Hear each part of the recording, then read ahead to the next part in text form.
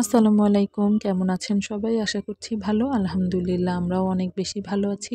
Welcome করছি আফিয়ান সাফিয়াস ওয়ার্ল্ডের নতুন একটা পর্বে মাহে রমজানের শুভেচ্ছা জানিয়ে। আসলে কয়েকদিন ধরেই বলছিলাম নতুন কিছু একটা শেয়ার করব, কিন্তু সবকিছু মিলে বেশ অগোছালো দিন গেল কয়েকটা দিন। যার কারণে আমি একদমই পেরে উঠছিলাম না। তো যাই হোক, আসল কথায় আসি। আমি এতদিন মালয়েশিয়াতে যেই রুমটা থেকে আমার ভ্লগগুলো শেয়ার করতাম, এখন থেকে একদম নতুন একটা রুম থেকে শেয়ার করব। আসলে আমার কফি শপের কাজটা চলে যাওয়ার পরে আফিয়া বুড়ির বাবুজি যে অফিসে কাজ করে ওখানকার রিসেপশনে একজন লোক দরকার ছিল। তো আলহামদুলিল্লাহ আল্লাহ আমাকে সেই কাজের ব্যবস্থাটা করে দিয়েছেন।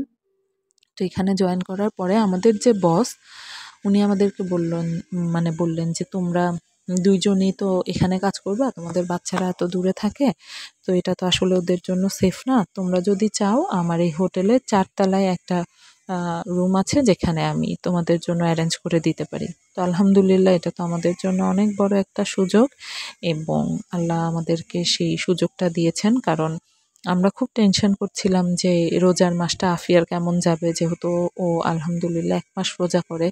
আর আমার সকাল 10টা থেকে রাত 10টা পর্যন্ত অফিস, ওর বাবুজির 8টা থেকে 8টা।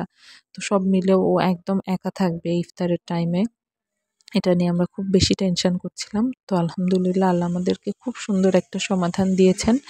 তো আজকে আসলে খুব ছোট্ট আকারেই সবকিছু শেয়ার করলাম, এখনও সবকিছু খুব সুন্দরভাবে গুছিয়ে উঠতে পারিনি, আস্তে আস্তে সবকিছু করব।